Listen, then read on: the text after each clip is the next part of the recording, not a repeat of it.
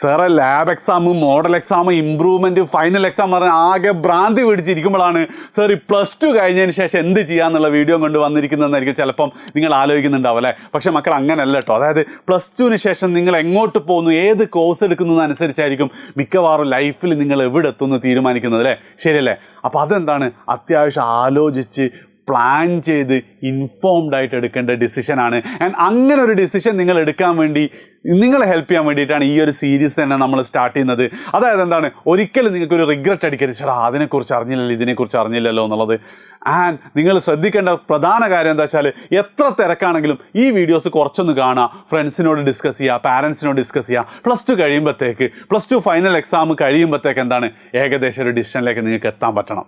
Okay, ready അല്ല? അപ്പം ആ ഒരു സീരീസിലെ ആദ്യത്തെ വീഡിയോ ആണ് ഇന്ന് നമ്മൾ സ്റ്റാർട്ട് ചെയ്യാൻ പോകുന്നത്. ആൻഡ് ഈ വീഡിയോയിൽ നമ്മുടെ സ്ഥിരം ഡയലോഗില്ലേ, ഒന്നെങ്കിൽ നിങ്ങളൊരു ഡോക്ടർ ആവണം, അല്ലെങ്കിൽ നിങ്ങളൊരു എഞ്ചിനീയർ ആവണം എന്നുള്ള ആ ഒരു സാധനമാണ് ഇന്ന് നമ്മൾ ഡിസ്കസ് ചെയ്യുന്നത്. അതായത് ഇപ്പോൾ +2 പഠിക്കുന്ന മുഴുവൻ കുട്ടികളെയും കവർ ചെയ്ത് എല്ലാ ടൈപ്പ് കുട്ടികൾക്കും അങ്ങനെ ഒരു ആഗ്രഹം നിങ്ങളിലേക്കുണ്ട് അല്ലെ, അതിനെക്കുറിച്ചൊന്ന് ആലോചിക്കാൻ നിങ്ങൾക്കുണ്ടെങ്കിൽ ഇനി അങ്ങോട്ടുള്ള ദിവസം എന്ത് ചെയ്യണം എന്നുള്ള പെർഫെക്റ്റ് ഗൈഡ് ലൈൻസ് ആണിത്. അവസാനം വരെ കാണാം, നിങ്ങളുടെ ഫ്രണ്ട്സിനും ഷെയർ ചെയ്യാം അല്ലേ. അപ്പോൾ തുടങ്ങാം. ഏറ്റവും ആദ്യത്തെ ടൈപ്പ്, നിങ്ങൾ ഇത് ഏത് ടൈപ്പാണ് നിങ്ങളൊന്ന് പറയണം കേട്ടോ.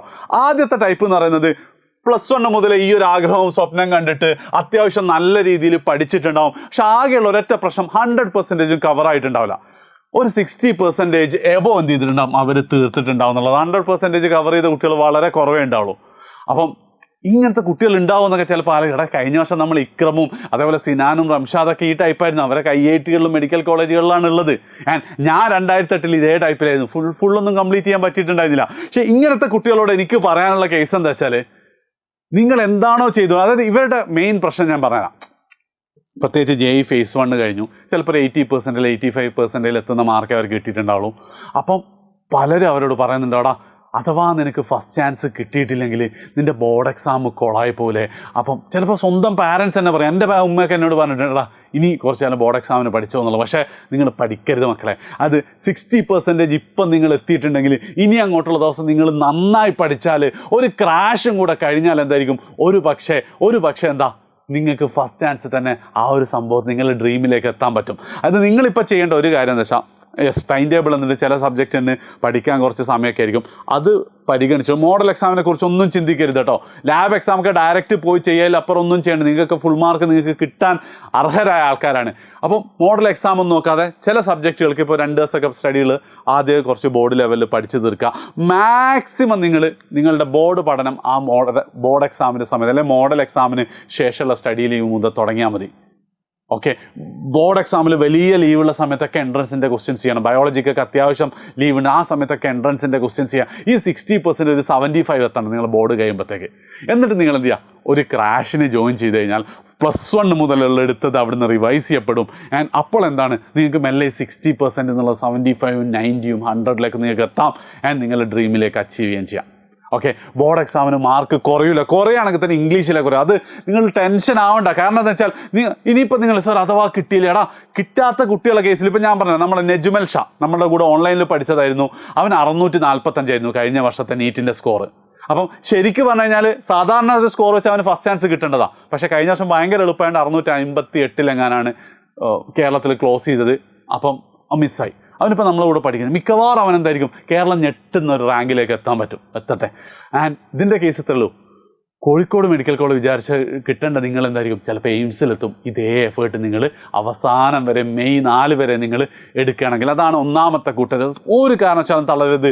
സ്വന്തം പാരൻസ് പറയുകയാണെങ്കിൽ പോലും ഞാൻ നോക്കാമെന്നൊക്കെ പറഞ്ഞിട്ട് നിങ്ങൾ ഇതിലേക്ക് തന്നെ ഫോക്കസ് ചെയ്യുക. ഈ ഒരു ആറ്റിറ്റ്യൂഡാണ് ലൈഫിൽ എത്തിക്കുക.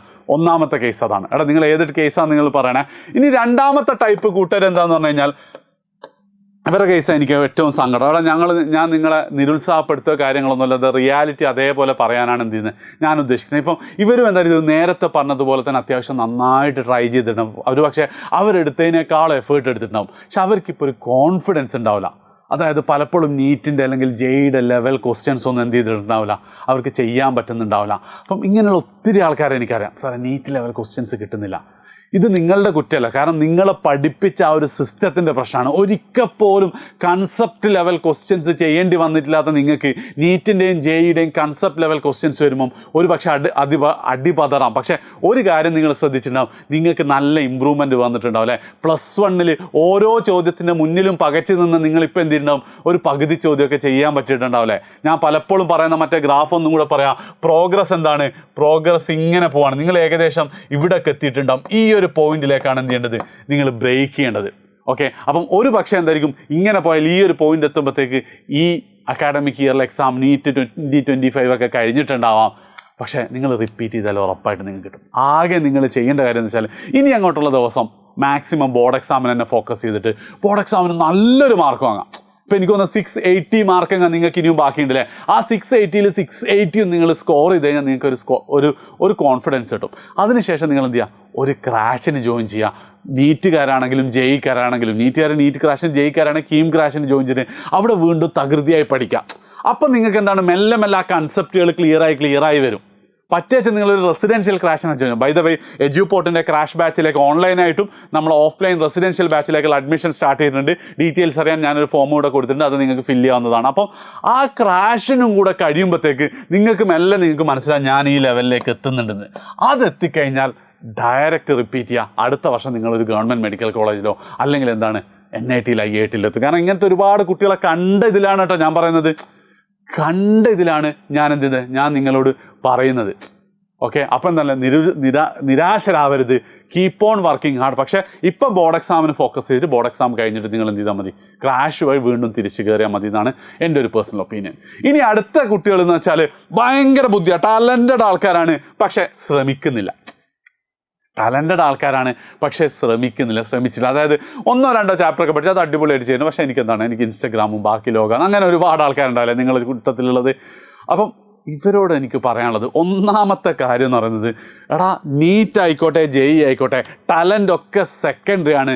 ഏറ്റവും ഇമ്പോർട്ടൻ്റ് ആയിട്ടുള്ള പാർട്ട് എന്താണെന്ന് വെച്ച് കഴിഞ്ഞാൽ നിങ്ങൾ എഫേർട്ട് എടുക്കലാണ്. എഫേർട്ട് എടുത്തിട്ടില്ലെങ്കിൽ എന്താണ്, നിങ്ങൾ ഈ ഗെയിമിൻ്റെ പുറത്താണ്. എഫേർട്ട് എടുത്തു കഴിഞ്ഞതിന് ശേഷം നിങ്ങൾ എത്രമാത്രം ടാലൻ്റ് ഉണ്ട് എന്നൊക്കെ ഉള്ളൂ മനസ്സിലാക്കേണ്ട കാര്യം കേട്ടോ അത്. അപ്പം നിങ്ങൾ ശ്രദ്ധിക്കേണ്ട കാര്യം എന്താ വെച്ചാൽ, ഇനിയിപ്പോൾ നിങ്ങൾ എങ്ങനെ പറഞ്ഞാലും നിങ്ങൾക്ക് ആ ഒരു ട്രാക്കിലേക്കൊന്നും ആവണമെന്നില്ല. നിങ്ങളിപ്പം ബോർഡ് എക്സാമിന് വേണ്ടി തന്നെ നന്നായി പഠിക്കുക. നേരത്തെ പറഞ്ഞതുപോലെ തന്നെ ഫുൾ മാർക്ക് തന്നെ സ്കോർ ചെയ്യാൻ പറ്റുമോ നോക്കുക. പക്ഷെ ബോർഡ് എക്സാം കഴിഞ്ഞിട്ട് ക്രാഷ് മറ്റാരും അറ്റൻഡ് ചെയ്തിട്ടില്ലെങ്കിൽ നിങ്ങൾ അറ്റൻഡ് ചെയ്തിരിക്കണം. എന്തിനാണെന്ന് വെച്ച് കഴിഞ്ഞാൽ ക്രാഷിൽ നിങ്ങൾക്ക് ക്രാഷ് എടുത്താൽ ചിലപ്പോൾ നിങ്ങൾക്ക് നീറ്റൊന്നും കിട്ടണമെന്നില്ല. ഇപ്പം നമ്മുടെ ചൈതൻ്റെ എക്സാമ്പിൾ എടുക്കാം. ചൈതൻ ഇപ്പോൾ കോഴിക്കോട് മെഡിക്കൽ കോളേജിൽ പഠിക്കുന്നത്. അവന് ക്രാഷ് കഴിഞ്ഞപ്പോൾ 212 മാർക്കേ ഉള്ളൂ.